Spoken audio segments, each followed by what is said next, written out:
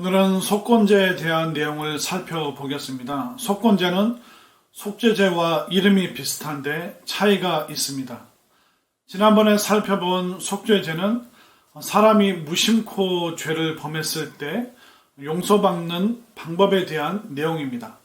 속건제는 사람이 고의적으로 하나님의 재산과 또 사람의 재산에 손해를 입혔을 경우 그것을 해결하는 방식을 말하고 있습니다.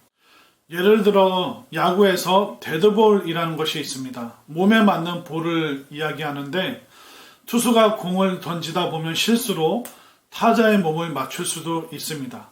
그런데 고의적으로 타자의 몸을 맞췄을 경우에 양 팀의 큰 싸움으로 번질 수가 있습니다. 마찬가지로 죄도 고의적이냐 비고의적이냐에 따라서 그 해결하는 방식이 다 다른 것입니다. 그러면 속건제의 내용 중 먼저 하나님의 재산에 손해를 입힌 경우를 살펴보겠습니다. 레위기 5장 15절과 16절 말씀입니다. 누구든지 여호와의 성물에 대하여 부지 중에 범죄하였으면 여호와께 속건제를 드리되 내가 지정한 가치를 따라 성소의 세겔로 몇 세겔 은혜에 상당한 흠없는 순양을 양떼 중에서 끌어다가 속건제로 드려서 성물에 대한 잘못을 보상하되 그것의 5분의 1을 더하여 제사장에게 줄 것이요 제사장은 그 속건제의 순양으로 그를 위하여 속죄한 즉 그가 사함을 받으리라.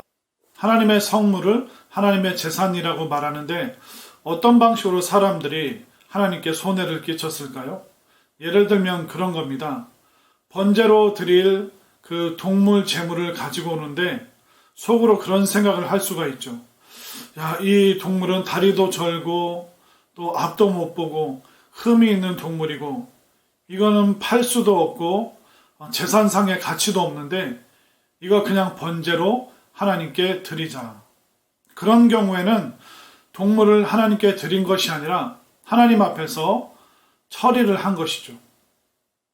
그리고 누군가가 소재로 곡식을 가지고 하나님께 나오는데 그 곡식이 유통기한이 지난 것이고 상한 것이고 썩은 것이고 또 먹을 수 없을 때 이거 우리 못 먹으니까 하나님께 소재로 드리자. 그것은 소재로 드린 것이 아니라 그냥 그 곡식가루를 처리한 것이죠. 하나님께서는 이러한 심보를 죄 없다 하시지 않습니다. 레위기 5장 19절 말씀을 한번 보겠습니다. 이는 속건제니 그가 여호와 앞에 참으로 잘못을 저질렀음이니라. 그 심보 그런 마음 그것은 하나님의 재산에 손해를 끼친 것이고 하나님께서는 그것을 죄라고 말씀하고 있습니다. 오늘날 교회에서 여러분들의 헌금 생활에 대해서 말씀드리기가 참 어렵습니다. 돈과 물질, 재물의 문제 이것은 누구나 힘들어하고 어려운 문제입니다. 그러나 우리가 하나님으로부터 받은 그 은혜 그리고 하나님께서 베푸신 그 사랑과 그 축복을 생각했을 때 우리가 하나님께 예배로 나올 때 또 우리가 헌금 생활할 때 다시 한번 우리의 삶을 살펴볼 필요가 있습니다. 그리고 속건제의 두 번째 내용 중 사람의 재산에 손해를 끼친 경우를 한번 살펴보겠습니다. 레위기 6장 2절부터 4절 말씀까지를 보겠습니다. 누구든지 여호와께 신실하지 못하여 범죄하되 곧 이웃이 맡긴 물건이나 전당물을 속이거나 도둑질하거나 착취하고도 사실을 부인하거나 남의 잃은 물건을 줍고도 사실을 부인하여 거짓 맹세하는 등 사람이 이 모든 일 중에 하나라도 행하여 범죄하면 이는 죄를 범하였고 죄가 있는 자니 그 훔친 것이나 착취한 것이나 맡은 것이나 이런 물건을 주운 것이나 이렇게 우리는 사람의 재산에 피해를 입힌 경우를 살펴보았습니다. 이처럼 하나님과 사람의 재산에 피해를 입혔을 경우 어떤 방식으로 해결해야 될까요? 먼저는 손해를 입힌 그 물건의 5분의 1, 20%를 더하여 갚고 또 하나님 앞에 나아갈 때 순양으로 제사를 드려 그것을 갚도록 하였습니다. 5장 16절을 살펴보겠습니다. 성물에 대한 잘못을 보상하되 그것의 5분의 1을 더하여 제사장에게 줄 것이요 제사장은 그 속건제의 순양으로 그를 위하여 속죄한 즉 그가 사함을 받으리라. 하나님의 성물에 손해를 입혔을 경우 5분의 1, 20%를 더하고 또 순양으로 갚도록 하였습니다. 그리고 6장 5절과 6절을 보겠습니다.